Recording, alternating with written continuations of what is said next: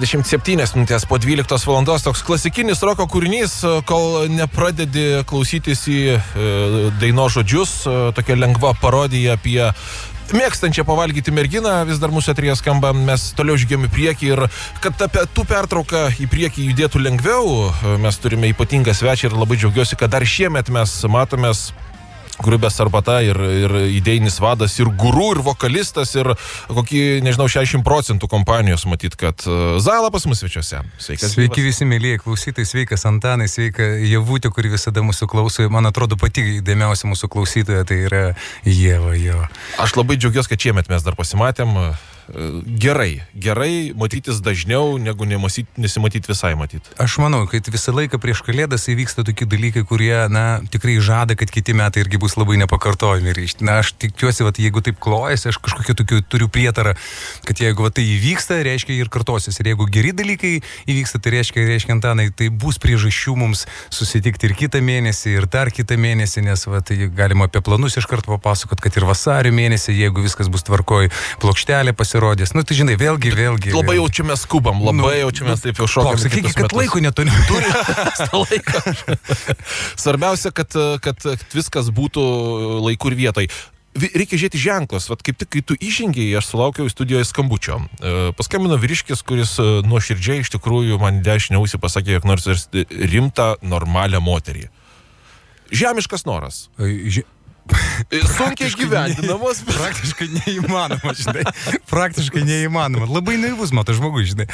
Bet įdomumas tame, kad šalia sėdėjo, matyt, draugė, šiaip draugė tiesiog, ir ji tiesiog per mūsų radijo stotį prieš 9 metus susirado gyvenimo draugą, su kuriuo dabar tą gyvenimą ir dalinasi.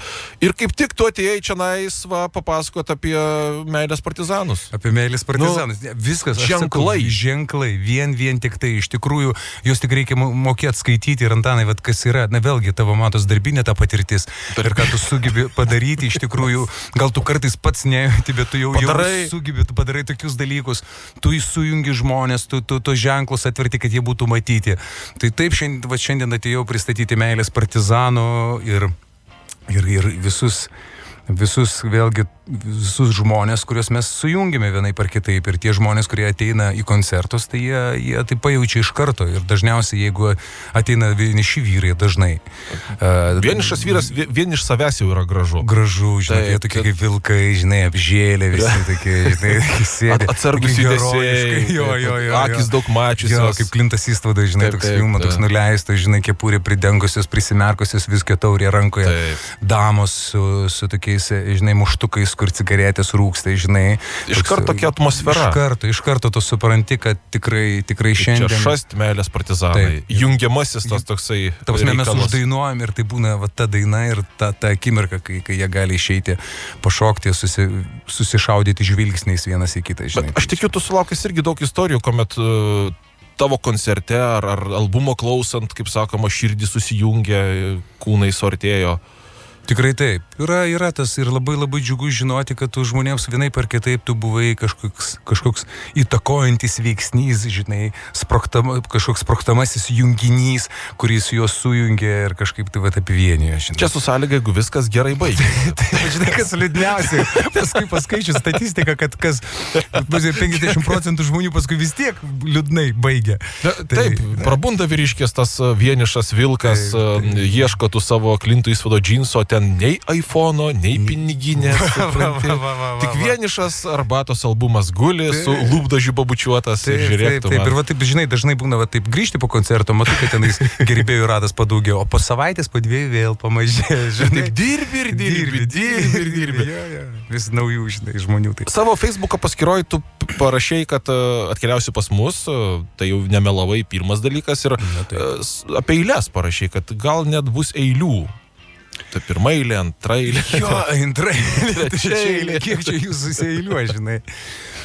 Su eilėm, jo, kažkaip aš nežinau, aš tokie turėjau nuojautą, Antanai, kad bus, kad vis tiek, iš tikrųjų, žinai, aš vėlgi, tu mane pažįsti, kad aš esu toks gan uždaras žmogus, esu intravertas, labai toks bijantis įsireikšti ir kažką pasakyti, ar ne, iš manęs reikia traukti žodį. Ir vėlgi kažkaip tai galvojau, kaip čia tau duot suprasti, kad aš visgi noriu kažką tokio gražaus pasakyti. Ir vis supratau, kad tu seki mano paskirtą. ir tai aš dėl to parašiau. Iš tikrųjų, jo ir va tie koncertai, va meilės partizanų, kuo skiriasi šiek tiek nuo arbatos, nors ir arbatai dabar atsiranda eilių, poezijos, bet meilės partizanuose laisviau ir tos eilės jos būna tokia šviesesnės apie meilę. Kaip pavyzdžiui, jeigu jums įdomu, galiu tą paskaityti. Jo, bet dedikuoju Ievai, skaitau Antanui, dedikuoju Ievai. Vis paminėtas. Nu taip. Aš net foną išjungsiu. Taip, lauk susikaups. Jūsų labas. Man kvepia rytojų, šventas daiktas, pradėkim nuom. Kiek daugiau te prašau ir dėkoju, būsi mielasis, sušokė dažniau. Kiek rečiau save pabalnoju, kiek dažniau leidžiu praeit. Ceferblatai, rodiklės, krumpleračiai, goliai, traukia šaknį, po 100 pypkių man atrodo, be jūsų bergžiai. O jūsų žodis, temdo altorių, tikrumas muša kiaurai, traukiu žuvelės, ungurius kojas, va tik jūs, brangioji retai. O jūsų kadidžiejus taktų prieš vėją, širdie polka nulis galvoj, kiek čia sveikų, visi išprotėję. Va tik jūs prasisukot sveikai, va tik jūs prasisukot gan nesveikai. O jūsų labas, man kvepia rytojum, šventas daiktas, pradėkim nuom. Nu, čia šiek tiek ir apie mane. Tai tiesą pasakė, žinai, ir paskui galvoju, tikrai Ievagi nežvėjojo, Antanas. Tai, ir visada, kai šitą, mes dabar darom su arbata šitą dainą iš tikrųjų, tai kai visada traukiu ungurius kojas, atsimenu, kai tu man pasakoji ir aš duosiu paslaptį, aš irgi tave Facebook'o paskyroju. Šiek tiek, ar ne? Jo, seku ir matau, kad tu žvėjoji ir galvoju, va čia Antanai, va šitos eilutės Antanai. Šiaip tai Ieva, bet va taip Antanai, žinai. Aš dabar, man toks jausmas, žinai koks? Nu, vat. Aš nieko negeriau, darbe biškį truputį išgeriau. Aš nieko prieš, sakyčiau, tikrai nieko prieš. Nedarbinis šiandieną mūsų pokalbis visiškai. Kaip tu dirbsi, kai toks oras nuostabus, kai viskas jau. Bet jūs esat meilės partizanai, ne meilės partizanas, ne tas vienišas kovotojas, bet tai yra užgrūdinti. Apie kolegas tu papasakok. Apie kolegas papasako, nu, be abejo, kas yra labai nuostabu, su mumis groja Martynas Nugaras, vis blogai bijau sukirčiuoti jo pavardę. Tai yra fantastinė, nevedė žmogus, pirmoji pradedama nuo to. Partizanai dažniausiai ir būna vieniši. Jo. Su retom išimtim, kurios tik patvirtina taisyklę. Nu taip. Arba jie tie, kurie jau ne vieniši, tai jie nudegė, bet jau patyrė, žinai, jau tokia kaip išbrandintas viskas. Metalas. Taip, jau metalas, žinai, tikrai neradintis. Tai va, tai Martynas yra nevedęs, yra labai aukštas, žavus vyras, labai irgi barzdotas. Nu, žinot, kai vėlgi visos tos klišės, kurios atitinka gerąją prasme, klišės atitinka tą vyro idealą. Tvirtas, nu, žinot, perkusija mušti čia tau ne šiaip čia, žinai, ne gitarytė, čia ne dindirinė daryti, o čia, žinai, tuch, čia reikia jėgos. Tai va, tai iš tikrųjų gali, va, moteris, kuriuoms reikia ūkija pagalbos, arba dar reikia tvirtos rankos. Tai tikrai ta tvirta ranka tikrai jausis, jis kaip padės tą ranką ant peties, tai pajausi tikrai, taip pat. Paskui Tadas Dešukas, nerealus instrumentalistas, na vėlgi žmonės mokykite skaityti ta prasme tarp eilučių. Jeigu instrumentalistas, žmogus reiškia multiinstrumentalistas, kad reiškia jisai groja įvairiais instrumentais. Auksinės rankos, ką jisai sugeba tom rankytėm dalyti, kaip laksto smuiku, kaip laksto mandolina, kaip laksto gitara. Ir vėlgi, jeigu jisai sugeba prakalbinti tiek instrumentų, jūs galite įsivaizduoti, o moteris reikia, Antanai, pripažinti, kad tai yra pats nuostabiausias instrumentas, ar ne? Ir nekožnam, kaip sakoma, pragrojamas. Ir nekožnas moka ją prakalbinti, supranti, tai va. Brūžina, atrodo, kad nieko. Taip, melodijos. Kaip neskamba, taip neskamba, žinai, čia ne balalaika, žinai, čia reikia mokėti. Tai Tadas yra puikus, aš nežinau, aš negirdėjau nei vieno blogo atsiliepimo apie Tadą. Meistras. Visos moteris prieina ir sako, jisai tiesiog groja dieviškai. fantastiškai. Net kartais vyrai prieina, sako, jūs groja dieviškai. Būna kartais va taip. Taip. O paliečia tą stygą. Žinot, aš tas, kuris, žinot, dėl fono, žinai, vat, kaip, dažniausiai Antanai, kaip ir tavo dažnai būna, neįsižeis, kai važiuoja žmonės, jie tiesiog klausosi, jie kažką pasikalba, gal, jo, taip negirdi, gal girdi kas antrą tavo žodį. Nebūtų, vis tiek truputį trūktų. Trūktų. Supranti, svarbu, mūsų darbas yra svarbus. Taip. Mes duodam tą toną, pagal kurį paskui vystosi tie santykiai visi tie, kas turi būti. Kas priveda prie šeimos, vaikų, gerovės. Tai vėlgi galim tai privesti net prie tėvynės, prie patriotizmo ir visų kitų dalykų. Gerai, mes einam išgersim arbatos ir paklausom šiek tiek muzikos. Šiandien iš tikrųjų yra tokia diena, kuomet viskas vėluoja ir dažniausiai vėluoju aš pats. Šį kartą fono nespėjom pasileisti. Bet nieko, šiandieną pas mus Zala iš arbatos, vienas iš legendomis apipintų meilės partizanų. Apšnekėjom kolegas ir rašo internetai, jog koncerte bus dainos nepatenkančios į grupės repertuarą. Čia tiesa? Taip, tiesa, nes, vėlgi, kas žinote, kas yra grupė Arbata, tai yra labai lietuvių liaudės ansamblis, bet su labai griežtom taisyklėm. Labai lietuvių liaudės ansamblis. Taip, su labai griežtom taisyklėm, savo normom ir mes labai nuo lietuvių liaudės muziką, kurią patys, aišku, rašom, labai neleidžiam savo nukrypti ir yra labai griežtai sukaltas visa programa. Dėl to meilės partizanai tai yra toksai, laisvės. Tai čia įsivaizduoju, kad tu kokį 10 metų vedęs ir paskui įsiskiri ir tu supranti, kiek tu esi praradęs, kiek tu grožio nematei per tai, kad tau reikėjo rūpintis kažkokiais kitais dalykais. Tai čia lygiai tas pats, tas yra tos dainos, kurios jos kaupėsi, vienai par kitaip jos neįėjo į arbatos gyvenimą ir jas tenka kažkaip, tai jos vis tiek, jos tai veržėsi, supranti. Aš tu įsivaizduoju, bus toks lengvos įsitaškymas toks. Oi, 10 metų. Bus ir toks, aš įsivaizduoju, ir toks paglostimas, ir toks papleškenimas, toks, žinai, tikrai bus toksai, žinai, su šauksmu aš tave myliu ir kur tu tuos mano nuostabiausias nuo paauglystės, kiek čia paskaičiuojam, 25 metus, kur tu buvai. Labai daug apie metus kalbam, labai daug. Baisu, čia vakar. Ir prisižais galima su tais metais ir apskritai. Taip, va čia aš vakar čia pasidaviau tokiam, draugai užvedė dabar, kad visi savo vaikystės nuotraukas kelia, žinai. Aha, bet aš taip kompleksuoju dėl vaikystės savo. Aš irgi kompleksavau, bet atrinkau pačias. Taip. Sudėjau ir kažkas tai komentarą tokia paliko ir, žinai, atrodo, kaip aš tikiuosi, kad juokavo, supranti, čia maždaug čia sako prieš 54 metus darytas nuotrauka, žinai. Ir taip kaip ir parašai, juokas, kaip ir, bet iš tikrųjų tai toks kartelis, žinai, širdelė yra visgi, žinai, kad atrodo, šiaip man atrodo, Antanai, kiek tu vaduotų man, taip šiaip? Aš nežinau. Vyriškai. Vyriškai. Aš vis laik manau, kai 30 yra tas, kai šausi ir neprašausi. Jeigu, tarkim, duosi jaunuolių, kuriam 25, kad 30, tai netgi pasidžiaugs. Čia dėl barzdo, žinai, taip. Ir tam, kuriam jau, tarkim, ten 38, jeigu sakytum, kad 32, tai taip irgi pamaloninsi. Taip. Sportuoju nemažai, baltyminiai kokteiliai. Tikrai taip, ir iš tikrųjų tu man paglosai širdį. Paglosai, kurion pusėn, tai nesvarbu, bet paglosai. Aš pataikiau. Šiuo atveju, kad ir ką tu besakytum, kalbėdamas apie moters amžių, tu prašausi bet kokiu atveju. Taip, netgi sakydamas nežinau, arba čia ką čia spėsi, tu pats gražiausias amžius. Aš visada, moteris bet kokių metų bebūtų, aš supratau, kad jos žydė. Žydė. Ir viskas. Ir metų tam kažkaip tai žydėjimui. Kiek metų gali būti grožiui? Žiūrėk, geras atsakymas. Tai yra, kol žydė, tol gražu. Kol gražu, po to vandenį pakeitė, toliau žydė.